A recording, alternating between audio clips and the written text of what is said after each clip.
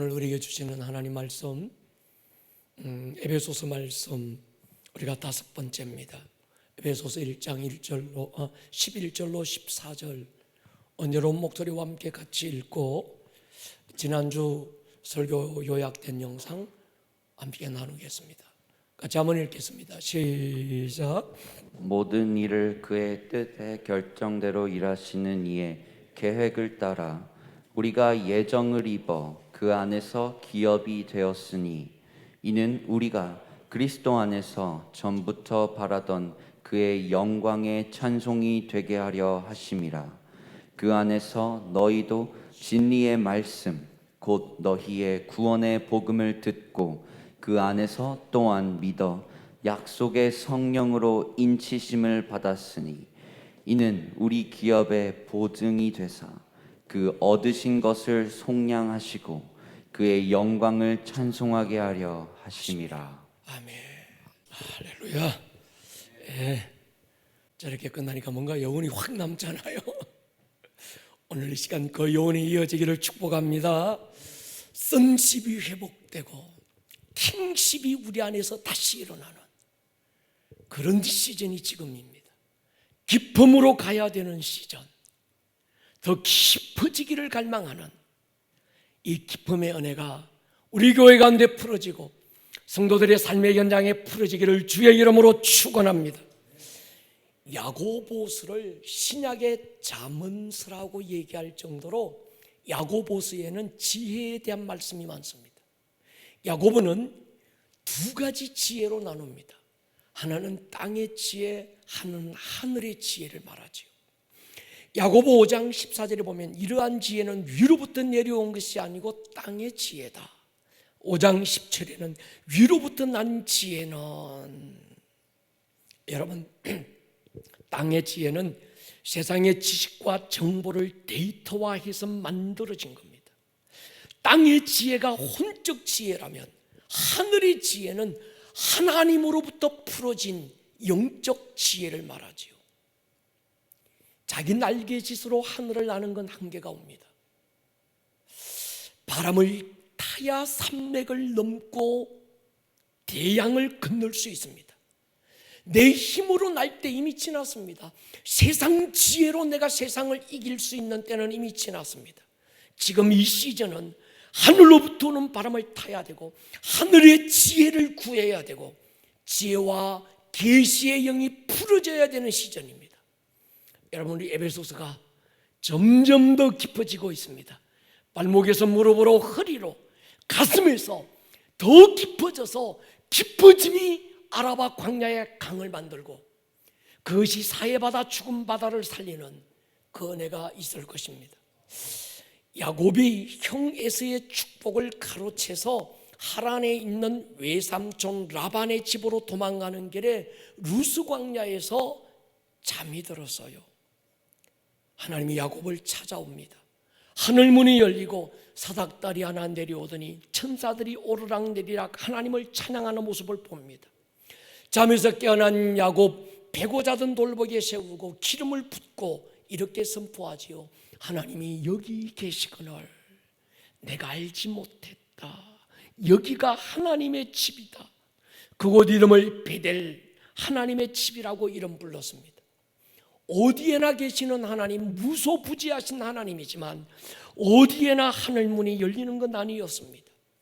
땅과 하늘을 연결하는 특별한 베델, 하늘과 땅의 경계가 무너지는 자리, 바로 하나님의 임재의 자리입니다. 오늘 하나님의 임재가 여러분의 가정 안에 머물면 그곳이 하늘과 땅의 경계가 풀어지는 자리가 되고, 여러분이 만약 차 안에서 예배하고 있고 그 하나님의 임재가 여러분의 자동차 안에 가득 채워지면 그것이 하나님의 집, 하나님의 베델이 될 것입니다. 오늘 여러분들이 기도하는 그 자리, 예배하는 그곳에 하나님의 임재가 가득하기를 갈망하고 그곳에서 열린 하늘을 바라보는 시간 될 수 있기를 우리 주 예수님의 이름으로 축원합니다. 야곱이 경험한 베델의 사건을 신약에서 예수님이 한 번 언급하시는데 요한복음 1장의 나다나엘과의 만남에서 이 구약 야곱과의 만남의 사건을 다시 한번 언급합니다. 요한복음 1장 51절 보십시오. 같이 한번 읽을게요. 시작. 또 이르시되 진실로 진실로 너희에게 이르노니 하늘이 열리고 하나님의 사자들이 인자 위에 오르락 내리락 하는 것을 보리라 하시니라. 아멘. 예수님은 그가 인간의 몸으로 이 땅에 육체로 오셔서 목적이 뭔가 하면 하늘 문을 열기 위해서 오신 거예요. 아담의 범죄 이후로 굳게 닫혔던 하늘 문, 그가 십자가 위에서 자기의 몸을 찢으심으로 닫혔던 하늘의 문을 열었습니다. 성소와 지성소 사이를 가로막고 있던 휘장이 십자가 위에서 찢어져서 길을 만들고 말았습니다. 다시 말씀드리면 예수님이 머무는 그 자리가 베델, 하늘이 열리는 자리죠. 요한복음 3장에 보면요, 하늘에서 내려온 자, 인자 외에는 하늘에 올라간 자가 없다. 예수님은 하늘에서 내려오신 분이지만 예수님은 또 하늘로 올라가신 분. 예수님은 땅에서 계셨지만 동시에 하늘에 앉으신 분이죠. 하늘과 땅을 연결하는 사닥다리는 몸을 입고 이 땅에 오신 예수님의 임재의 자리였습니다. 나로 말미암지 않고는 아버지께로 갈 자가 없다. 예수님은 하늘로 가는 길, 내가 곧 길이다. 예수님이 계신 그곳이 열린 하늘의 자리지요. 하늘이 열리고 하늘에서 음성이 나서 이는 내 사랑하는 아들이고 내 기뻐하는 자라. 하늘과 땅이 연결되는 사닥다리의 자리, 베델 하나님의 집, 예수님이 임재하신 그곳이라고 한다면 오늘 여러분들이 예배하는 처소가 베델의 자리가 되기를 주의 이름으로 축원합니다. 예배의 자리에 그분이 계신다면 그 자리가 하늘이 열리는 자리지요. 여러분이 이 땅에 앉았지만 하늘에 앉은 자리가 바로 예배의 자리가 아닐까요? 성도는 이 땅에서 하늘에 앉아 이 땅의 것들을 묻고 푸는 자들입니다. 하나님의 아들됨 썸씹은 바로 그런 겁니다. 주님은 우리를 그리스도와 함께 살리셨고 함께 일으키셨고 함께 하늘에 앉히셨다고 에베소서 2장은 기록합니다. 그리고 요한계시록에서 이기는 그들은 아버지의 보좌에 함께 앉은 자들이라고 선포했습니다.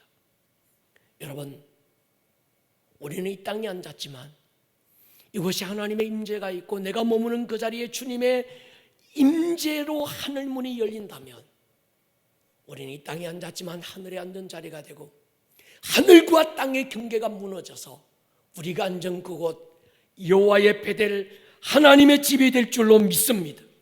선십과 킹십의 회복. 다시 말씀드립니다.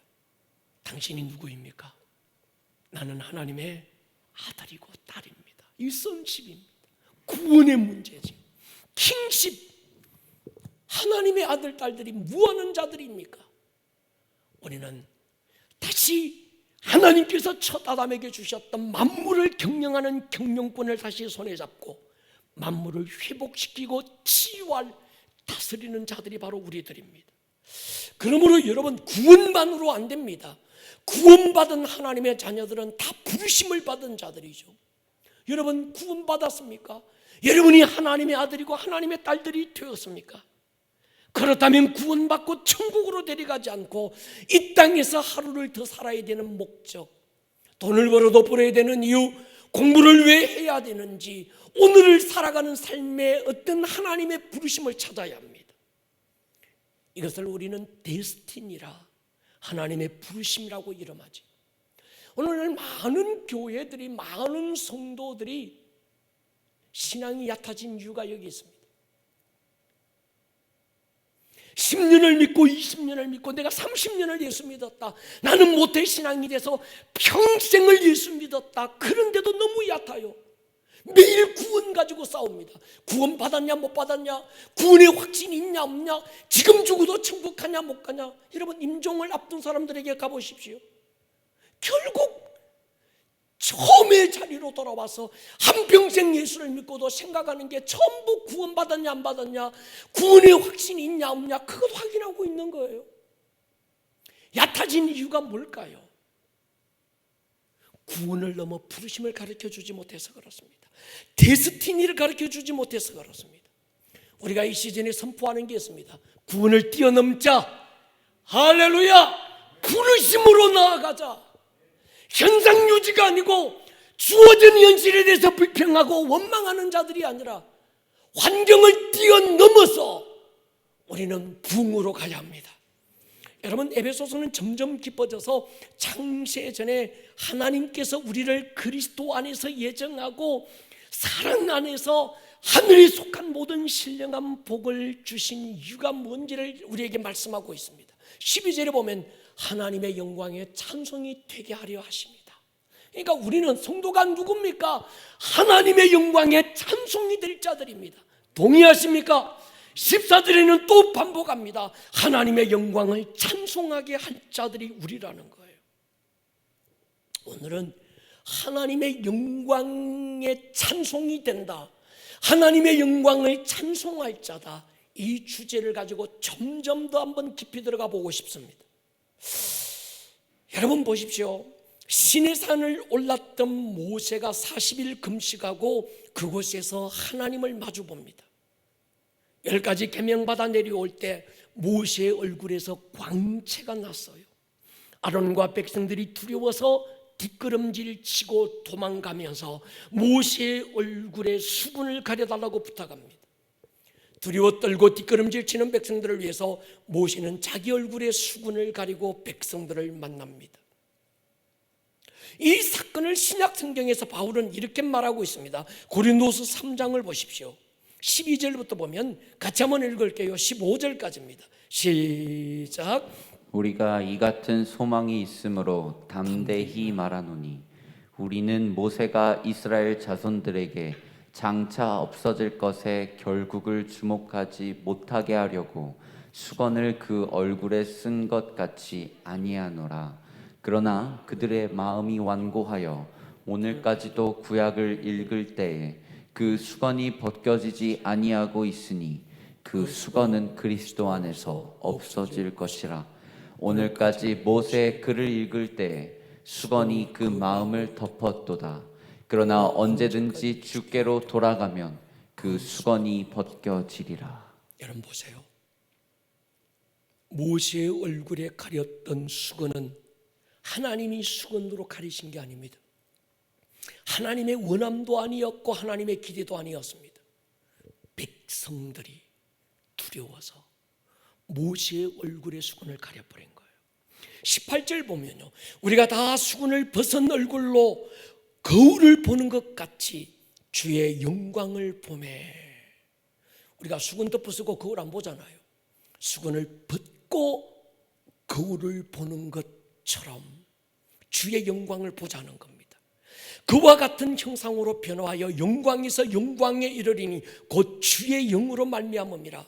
이 바울의 말을 한마디로 요약하고 정리하면 이스라엘 백성들이 처음 하나님의 영광을 대면하고 하나님을 얼굴로 마주하고 왔던 그 모세의 얼굴에 하나님의 영광의 빛이 반사돼서 그 얼굴에 빛나는 그 영광의 반사, 그 그림자 같은 빛을 보고 백성들이 두려워 떨기 시작했습니다. 그러자 백성들은 모세의 얼굴에 수건을 덮어 씌웠어요. 지금 바울은 그때 이스라엘 백성들이 모세의 얼굴에 수건을 덮어쓰고 뒷걸음질하고 하나님의 영광으로부터 도망칠 것이 아니라 모세의 얼굴에 묻어난 하나님의 임재와 그 영광을 바라보고 나도 모세처럼 얼굴로 주님을 바라보기 원합니다. 하나님의 영광 앞으로 더 가까이 가기를 원하는 것이 정답이었다는 거예요. 지금 바울이 굉장히 안타까워하는 겁니다. 오늘까지 모세의 글을 읽을 때 수건이 그들의 얼굴을 가린 게 아니라 그들의 마음을 덮었다는 거예요. 그러나 언제든지 주께 돌아가면 그 수건이 벗겨진다, 그렇게 말하는 겁니다. 그 수건은 그들의 마음의 눈을 덮어버려서 복음의 비밀을 전혀 깨달을 수 없게 됐다고 안타까운 주님의 마음을 지금 바울은 전하고 있는 겁니다. 그러므로 지금이라도 우리가 수건을 벗어버리고 하나님 앞으로 가자는 거예요. 할렐루야. 여러분, 우리가 하나님을 알지 못하는 이유가 여기 있습니다. 왜 우리가 하나님을 모를까? 우리의 마음의 눈이 덮인 거예요. 우리의 마음의 눈이 가려진 겁니다.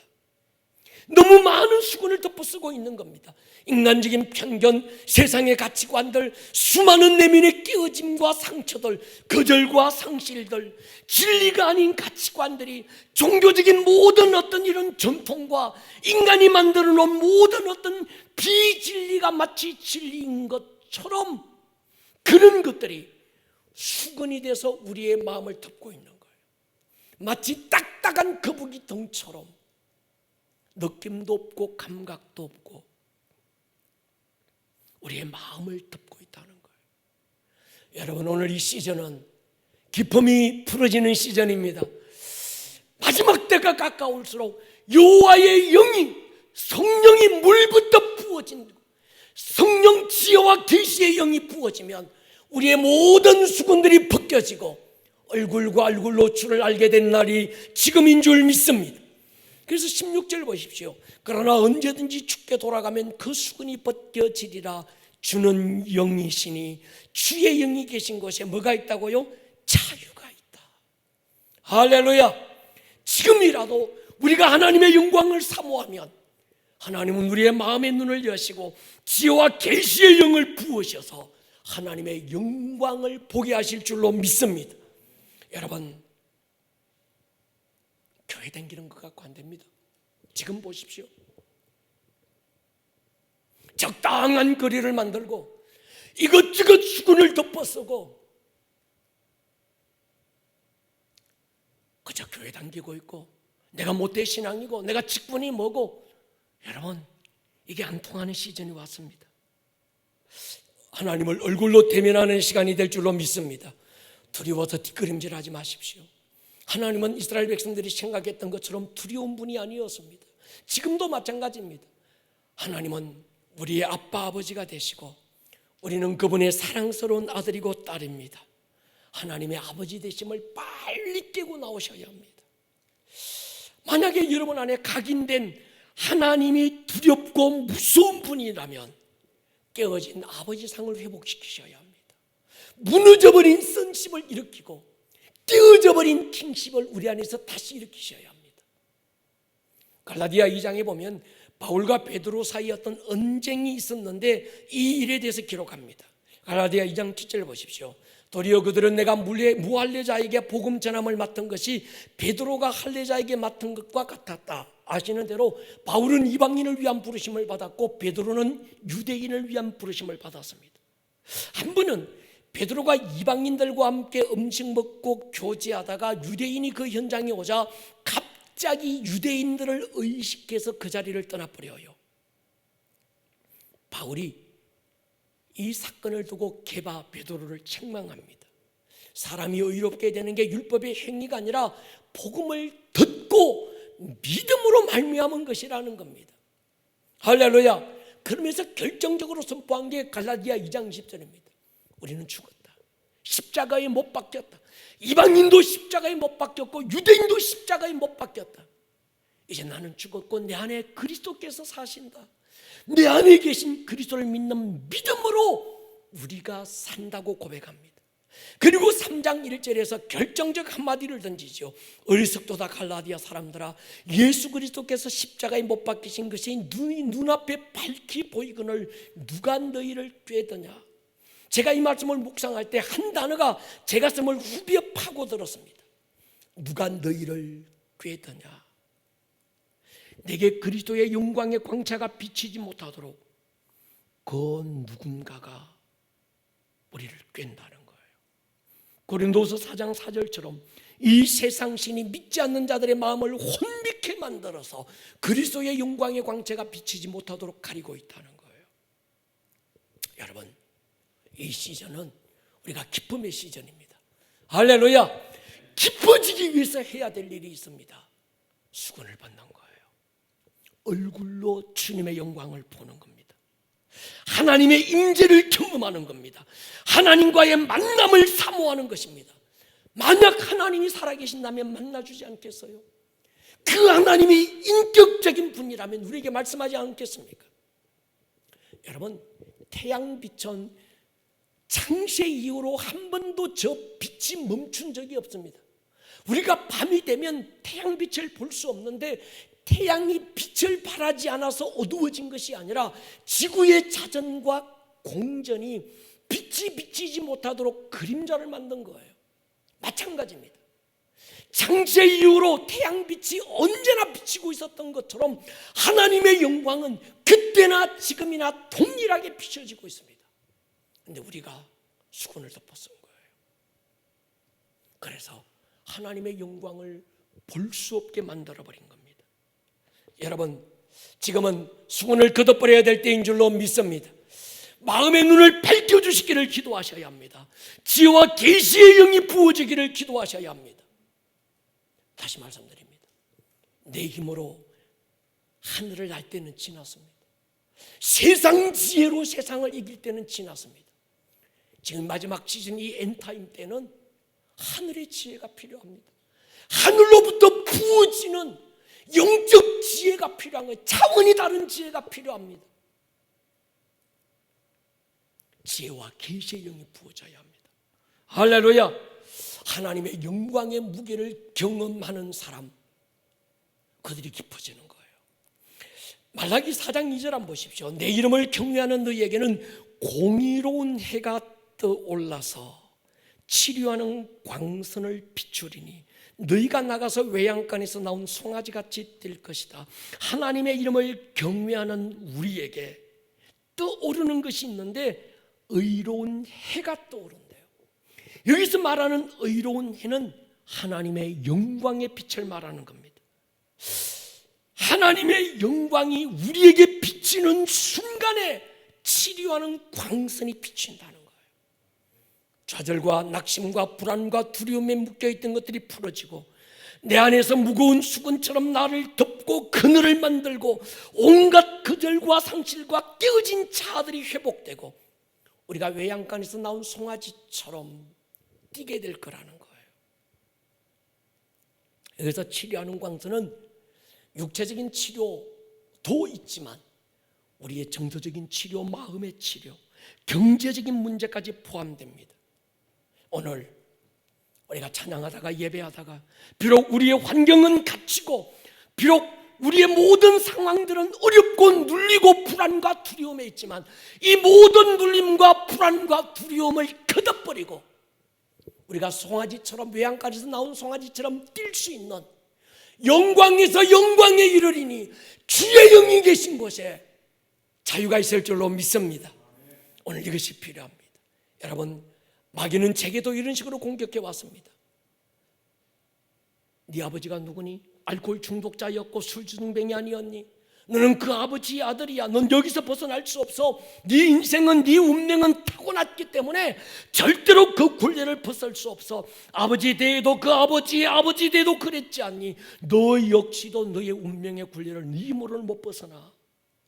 그러나 저는 마귀의 모든 정죄에 묶일 수 없었습니다.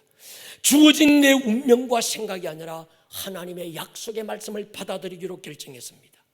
치료하는 광선이 내 인생을 새롭게 비춰주시기를 갈망했습니다.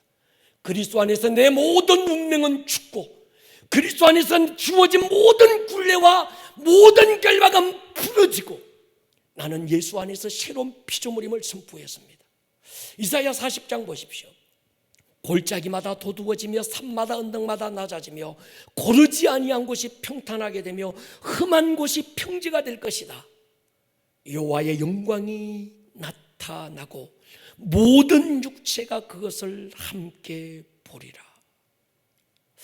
저는 지금 이 시즌인 줄 믿습니다. 모든 육체가 하나님의 영광을 보아야 되는 시즌.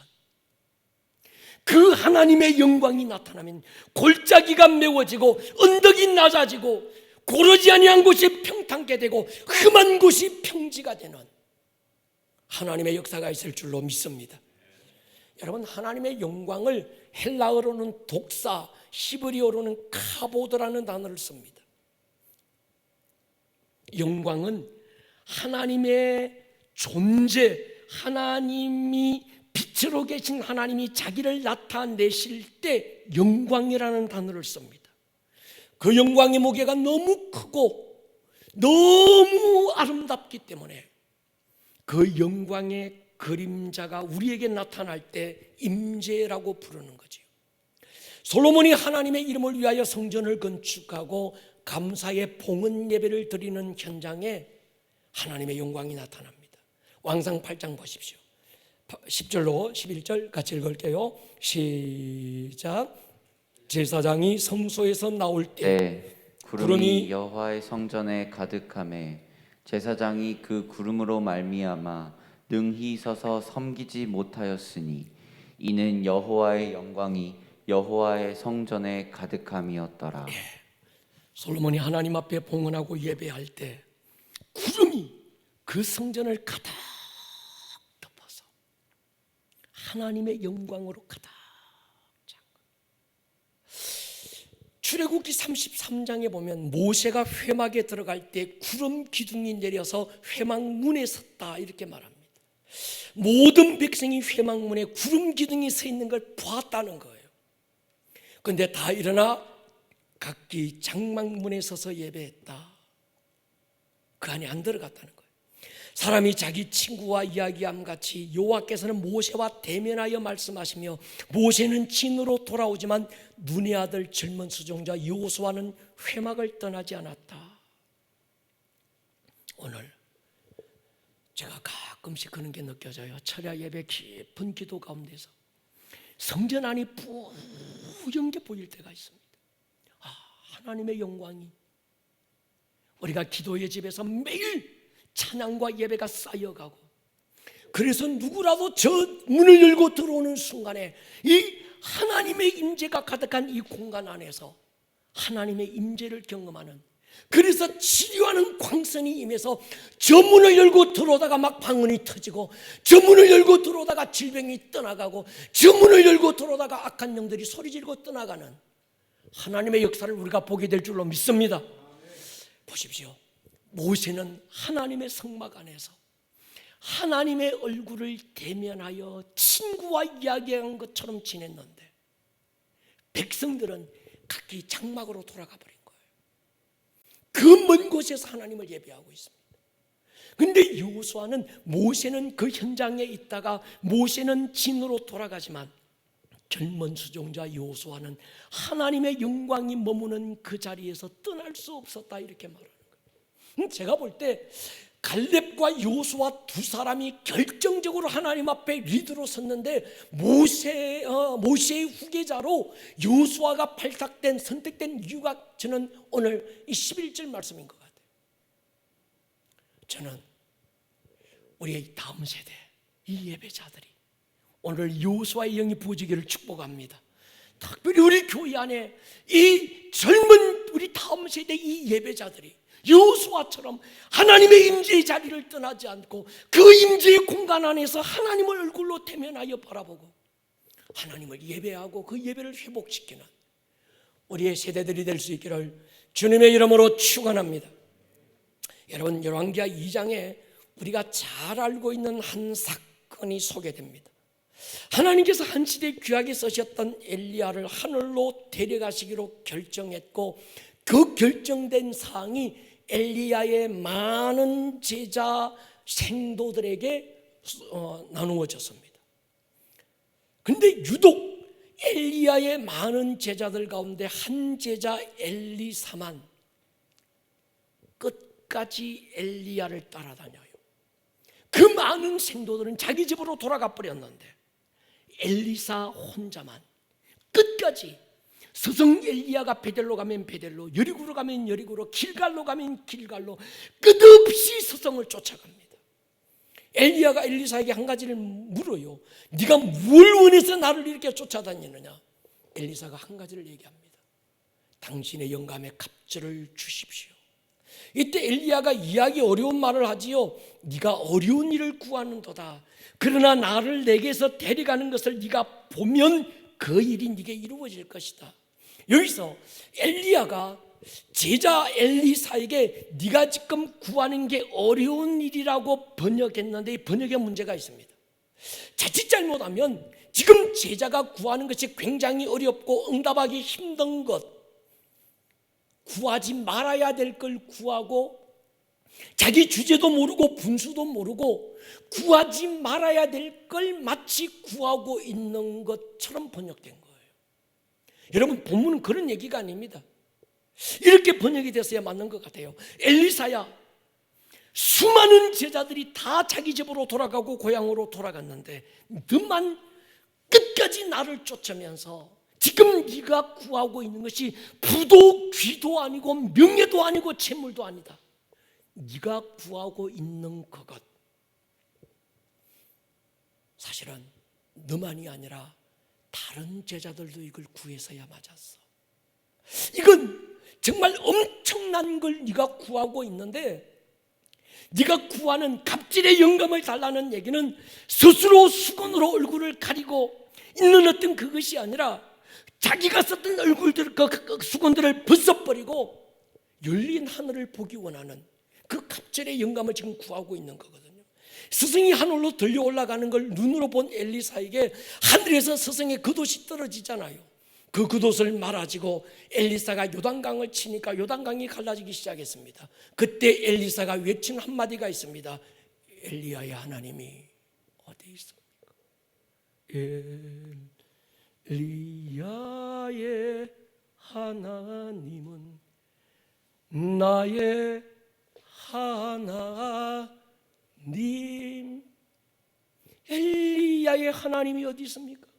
엘리야의 하나님만 독점하는, 엘리야만 독점하는 하나님이 어디 있습니까? 이제 그 하나님이 나의 하나님이 되어 주십시오. 엘리사가 구했던 어려운 일, 오늘 우리가 구해야 합니다. 동의하십니까? 우리는 열린 하늘을 구해야 됩니다. 치료하는 광선을 구해야 됩니다. 어리석은 이스라엘 백성들처럼 수건으로 얼굴을 가리고 뒷걸음질 치는 것이 아니라 하나님의 영광의 빛을 향하여 더 기쁨으로, 더 주님의 임재 안으로 들어가기를 갈망해야 합니다. 이런저런 장애물이 있을 수 있습니다. 베델로 가면 베델로, 여리고로 가면 여리고로, 길갈로 가면 길갈로 가야 합니다.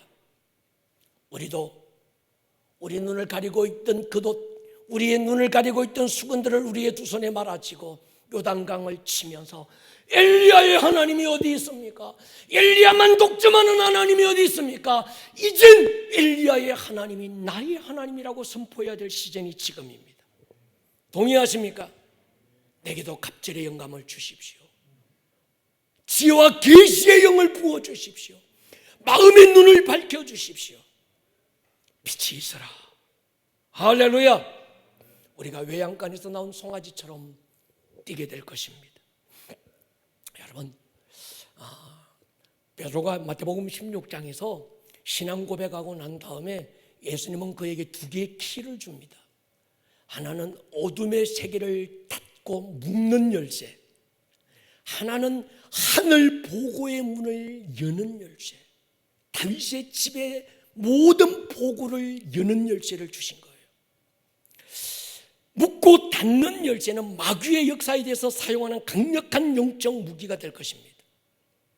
귀신들을 내어 쫓고 그에게 묶여 고통받는 모든 사람들을 풀어 자유케 할 수 있는 힘이 바로 여기 있습니다. 또 열고 푸는 열쇠는 하늘의 복을 푸는 열쇠지요.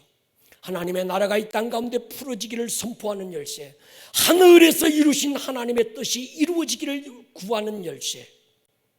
처음 하나님께서 에덴 동산에 경영하셨던 그 경영의 질서가 원형대로 회복되는 열쇠. 재정의 영역에서 닫힌 문이 열리고 다윗의 집의 보구가 풀어지기를 선포할 수 있습니다. 여러분, 우리는 하늘에게 닫혀 있는데 이 땅에서 그걸 막 열어주시기를 기도하는 자들이 아닙니다. 이미 우리 예수님 하늘문을 열어놓으셨기 때문에 열린 것들을 이 땅에서 여는 자들인 줄 믿습니다. 고린도후서 8장에 보면 우리 예수님 가난함을 입고 이 땅에 오신 것은 부유하신 그분의 부요가 오늘 우리의 부요가 되게 하기 위하여 그분 가난함을 입었다는 거예요. 다시 말씀드리면 이미 하늘에서는 재정의 모든 영역의 보고가 열린 문인 줄로 믿습니다.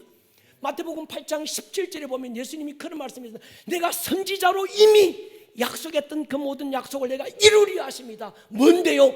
우리의 연약함을 친히 담당하시고 우리의 모든 질병을 그가 대신 치유하셨다는 거예요. 동의하십니까? 그렇습니다. 우리 주님 피 흘리시고 우리의 모든 죄를 담당하셔서 우리 안에 남아있는 모든 죄책감과 거절과 상실로부터 오는 여러 가지 공격들로부터 우리는 자유를 선포해야 합니다. 얼마 전에 제가 기도의 집에서 19장, 사도행전 19장을 깊이 묵상하고 있을 때 하나님이 저를 강하게 찾아오는 게 느껴졌어요. 하나님의 임재가 제 이 머리 뒤끝부터 해서 막 하나님의 임재가 저를 덮고 오는 게 느껴졌습니다. 여러분 아시는 대로 사도행전 19장은 바울이 에베소 교회를 방문하고 그 한 도시에 일어난 엄청난 역사들을 기록합니다. 처음 12명쯤 되는 제자들이 모인 곳에 바울이 방문해요. 그들에게 묻습니다. 너희가 믿을 때 성령 받았느냐? 우리는 성령이 있다는 사실을 듣지도 못했고 알지도 못합니다. 바울이 그들에게 안수할 때 성령님이 그들에게 임하기 시작하고 그들의 입에서 방언이 터지고 그들의 마음의 눈이 밝아지면서 그들의 예언의 영이 풀어지기 시작했습니다. 그렇게 해서 에베소 교회가 강력한 부흥과 함께 하나님의 역사가 일어나기 시작합니다. 바울이 두란노 서원에서 2년쯤 머물면서 제자 훈련을 집중적으로 하며 가르치지요. 당시 상황을 이렇게 기록합니다. 사도행전 19장 보십시오. 11절 12절 같이 읽을게요. 시작. 하나님이 바울의 손으로 놀라운 능력을 행하게 하시니 심지어 사람들이 바울의 몸에서 손수건이나 앞치마를 가져다가 병든 사람에게 얹으면 그 병이 떠나고 악귀도 나가더라. 아멘. 제 마음을 사로잡은 말씀이 이 부분입니다. 19절 20절에 보면요, 또 마술을 행하던 많은 사람이 그 책을 모아가지고 와서 모든 사람 앞에서 불사르니 그 책값을 계산한 적 은 5만이 되더라. 마술을 행하던 사람은 사람 눈을 속이고 깜짝 쇼하는 어떤 매직 쇼가 아닙니다. 성경이 말하는 마술사는 남자 무당을 말합니다. 이 남자 무당들, 우상을 섬기던 이 무당들이 그들이 어떤 그 가지고 있던 파피루스처럼 잡신들의 계시나 주술을 행하던 사람들의 부적 같은 것들을 모아다가 불사질렀는데 은 5만쯤 되었다. 우리나라 돈 지금 돈으로 환산하니까 약 60억 원. 책 한 권 평균 잡아 15,000원 잡으면 약 5천만 권이나 되는 숫자가 나옵니다.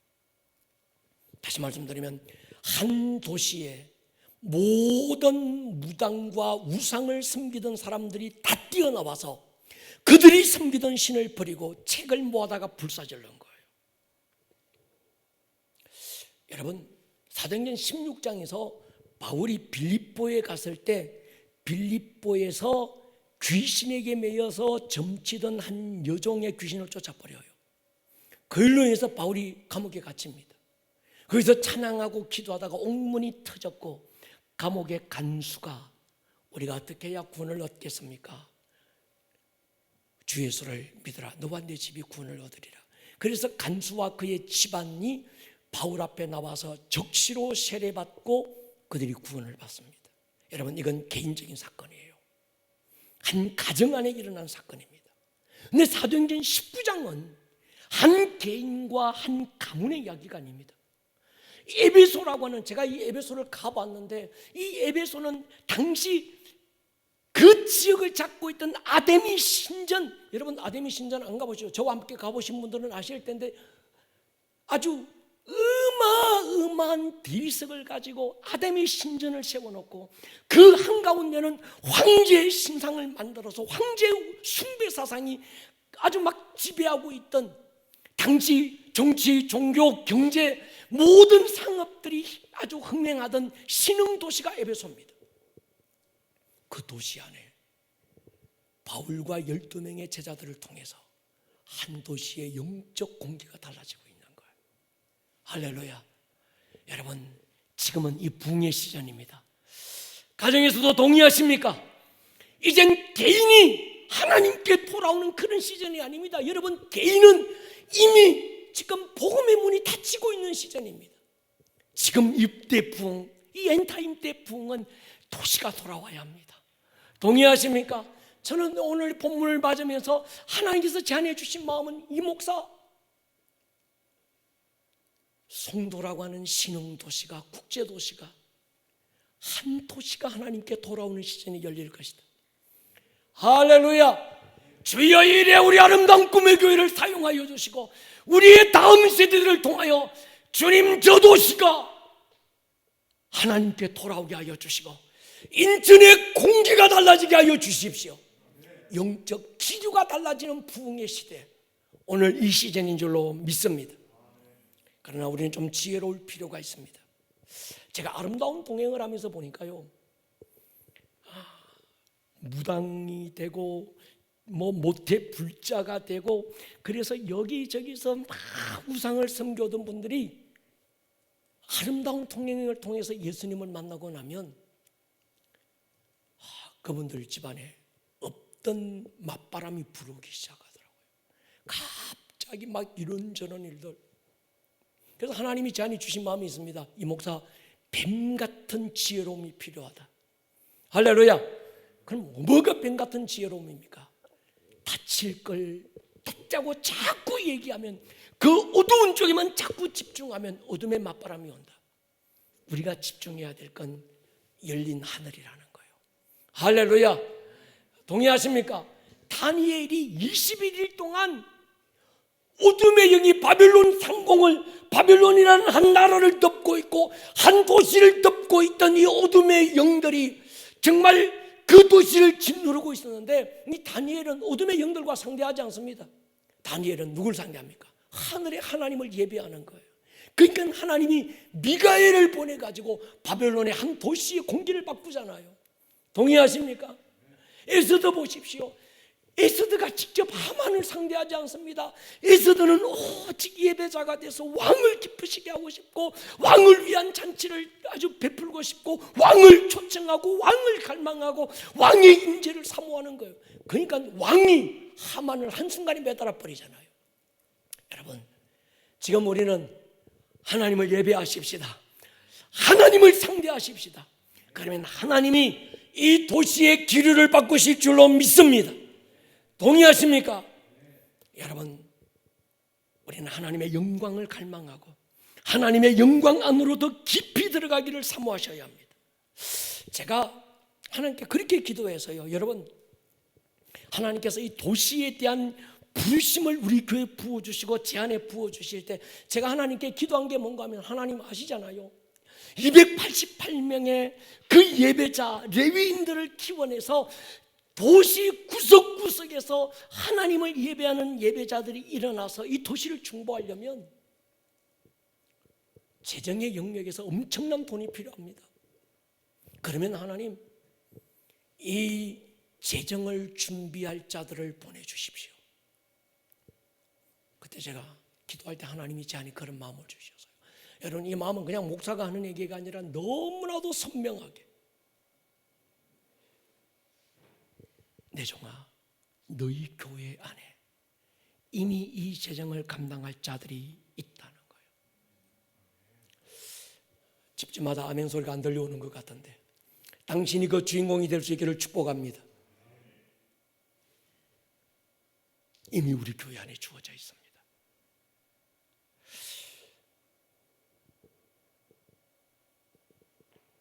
우리 교회는 많고 많은 교회 가운데 또 하나의 교회가 아닙니다.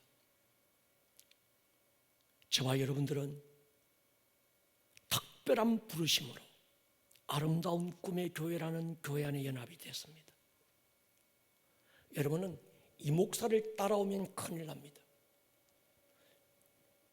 여러분은 이 목사 개인의 부르심에 여러분들이 순종하고 헌신하면 큰일 나는 수가 있습니다. 저도 우리 아름다운 꿈의 교회라고 하는 우리 교회의 부르심에 나도 순종하고 헌신하고, 여러분들도 우리 교회의 부르심에 헌신하는 자들입니다. 할렐루야. 우리 교회를 향한 특별한 하나님의 부르심. 제가 처음 젊은 시절 하나님의 부르심에 순종해서 신학의 길을 걷겠다고 결정하고 금식으로 기도할 때 제게 환상이 열렸습니다. 넓은 강단 안에 2,000명의 목회자들이 모였습니다. 제가 어렸을 때 학교 강당 안에 교장 선생님이 전체 학생들 조회할 때 앞에 서시던 그 검은색 교탁이 있었는데, 똑같은 검은색 교탁이 있고 저희 교장 선생님이 키가 좀 적으셨어요. 그러니까 우리가 밑에서 보면 교장 선생님 얼굴이 잘 안 보이고 머리끝만 잠깐 보였습니다. 그런 교탁이 하나 서 있고 거기에 키가 큰 백발의 노인 한 분이 큰 지팡이를 손에 들고 있었어요. 누가 가르쳐주지 않았는데도 제 안에 모세네 그런 마음이 들어서 그분이 갑자기 소리를 지르시더라고요. 누가 갈래? 근데 아무도 가겠다는 사람이 없었습니다. 두 번째 이분이 또 소리 질러요. 누가 갈래? 아무도 가겠다는 사람. 이 노인분의 목소리가 격앙되기 시작했습니다. 제가 속으로 이 분위기가 지금 이상하게 되는데, 세 번째 또 물었는데도 아무도 가겠다는 사람이 없으면 이 분위기가 굉장히 힘들 것 같다. 그래서 나라도 손들어 줘야지, 내가 갈게요라고 해야지, 그래야 좀 분위기가 이게 좀 될 것 같다. 그래서 세 번째 이분이 아까보다 더 큰 목소리로 누가 갈래? 저는 누가 저요 하고 손들 줄 아는데 아무도 안 드는 거예요. 제가 반쯤 손들었어요. 내가 갈게요. 그때 이분이 네가 여호수아다 그러셨어요. 사실 여러분, 제 기질적인 게 그거였습니다. 저는 이 기질적으로 분위기가 싸한 걸 제가 못 견뎌요. 또 기질적으로 그냥 내가 좀 참고 내가 좀 속으로 삼키고 말지, 그러면 분위기 좋아지면 될 거 아이가. 이게 제 기질이고 연약함이었습니다. 근데 하나님은 제가 무슨 대단한 사명이 있어서 내가 가겠습니다, 이 한 몸 불살라 주를 위해서 헌신하게, 그거 아니었어요. 솔직히 그냥 분위기 싸하니까, 이게 누구라도 가겠다고 손 안 들면 저분이 굉장히 무안해할 것 같으니까 나라도 반쯤 손들고 나 그냥 내가 갈게요 해준 것밖에 없는데, 하나님은 그 기질의 연약함도 사용하신다고 저는 믿습니다. 최근에 하나님께서 제게 다시 물어요. 이 목사 누가 갈래? 이 시간 여러분들 안에 이 음성이 들리기를 축복합니다. 누가 갈래? 우리가 가십시다. 할렐루야. Here I am. 주여, 내가 여기 있습니다.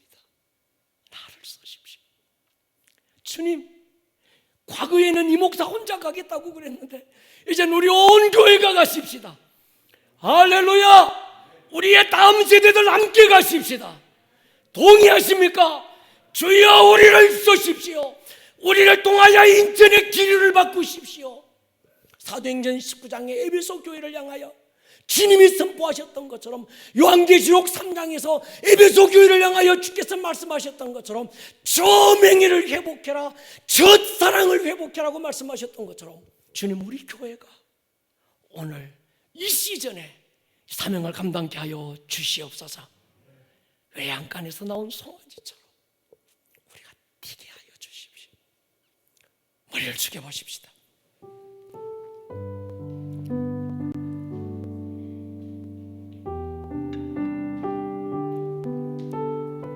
사랑하는 성도여, 이 목사의 말이 아니라 주님의 음성으로 들으십시오. 누가 갈래? 내가 누구를 보내며 누가 나를 위하여 갈고? 수많은 교회들이 있고 수많은 사람들이 있는데도 교회들이 부르심을 잃어버렸습니다.